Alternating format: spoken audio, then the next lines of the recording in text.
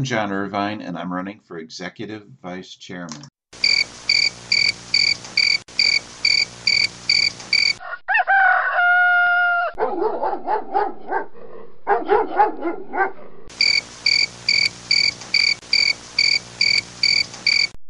Okay, so your association has already decided who they are going to vote for.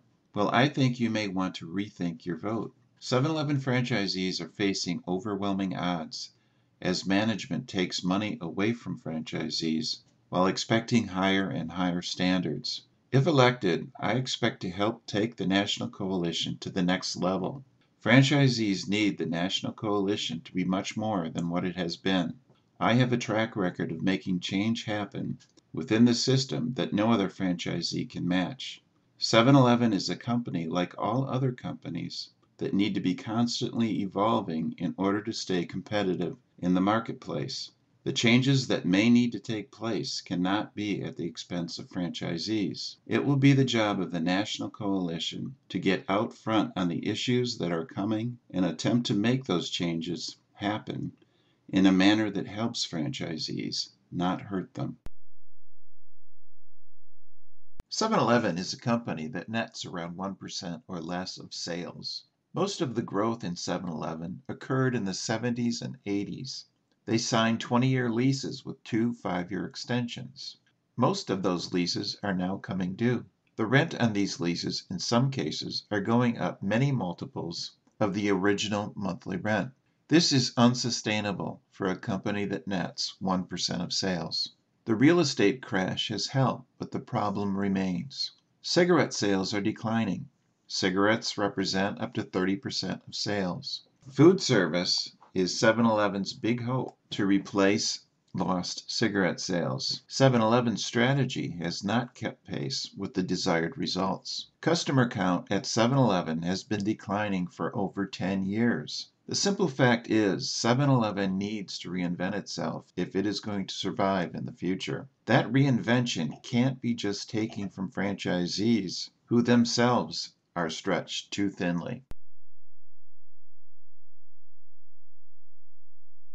The National Coalition is too focused on raising money for itself. At a time when franchisees are looking for a means to stop what is happening to them, the National continues to go down the same path that has not worked in the past. The National Coalition needs to reinvent itself.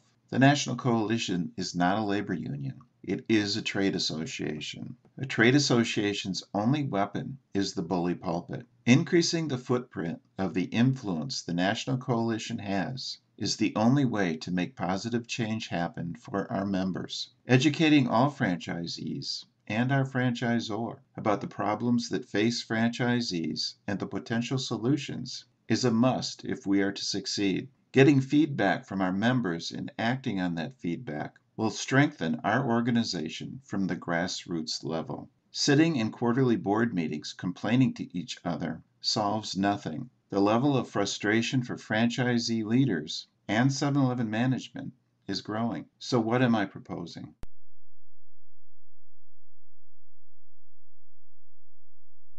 I am proposing a 5-step program to reinvent and reinvigorate the National Coalition. Number 1, create a communication network between the National Coalition, the FOAs, and the franchisees. 2, replace vice chairman with division chairman. 3, lower dues to $1. 4, profit sharing with local FOAs. 5, strengthen ties with vendors through our new communication network. Let's take a look at each of these proposals. The first proposal is to create a communications network that can deliver both sight and sound, using the National Coalition's website and local FOA websites to email, blast, and provide a resource center for franchisees. A system like this needs to be updated daily with new information for franchisees. The system also needs to have the capability to receive feedback from franchisees through a moderated blog, and the capability to poll franchisees on issues of importance. FOAs could link their existing websites to the National Coalitions, or the National could build sites for the local FOAs. This communications network is key to increasing the National Coalition's footprint. The bully pulpit will come alive with this system. Speaking as an ex-vice chairman, no chairman uses the vice chairs. These positions would be much better utilized as division chairman, who would coordinate the interaction between the presidents and the division manager for 7-Eleven. Speaking with a unified, agreed-upon message is always more effective. These division chairmen would report to the board and be elected by the FOAs located in a 7-Eleven division. If we are looking for franchisees to be a resource of revenue for the National Coalition, the value of every franchisee being a member would be greater, taking into account our new communication network and its value to vendors. In order for our new communication network to work, we must have the participation of local FOAs. To get that, I am proposing that the local FOAs receive 75% of any revenue produced by the communications network. This money would be divided by the number of store numbers with email addresses provided to the National Coalition from the local FOAs. Currently, vendors are lining up to make a presentation to just the National Coalition Board.